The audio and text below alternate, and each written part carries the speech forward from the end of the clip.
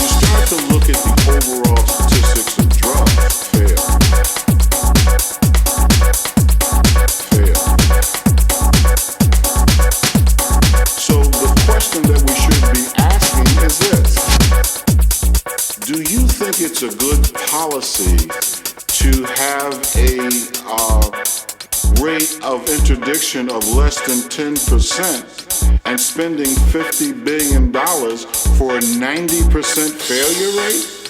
Is that a good proposition?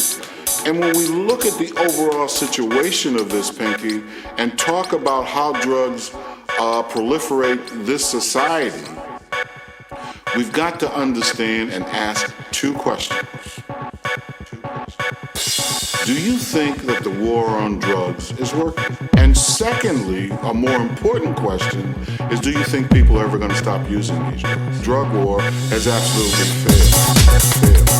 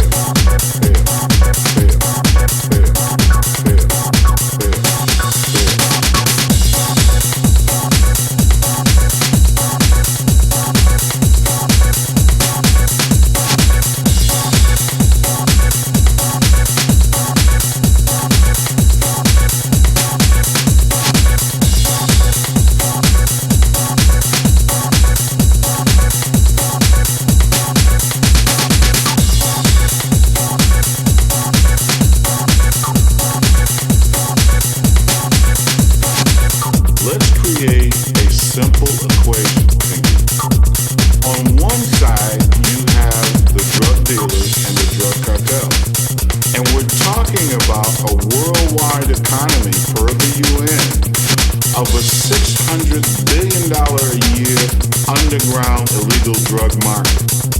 On the other side of the equation, you have the authorities. You're talking about the prison system. You're talking about the lawyers, the doctors, the urine industry. You're talking about all of the counselors that you need, so forth and so on. Both sides are dependent upon each other for their existence. Because what keeps them in place in the middle of this equation are the laws governing drug policy. The drug policies keep these both sides of the equation in business.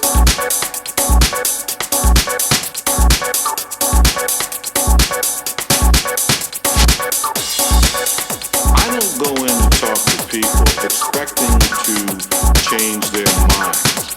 What I do expect is the information that I give them is now for them to put this information through critical thinking. Critical thinking is something that is lacking in today's society.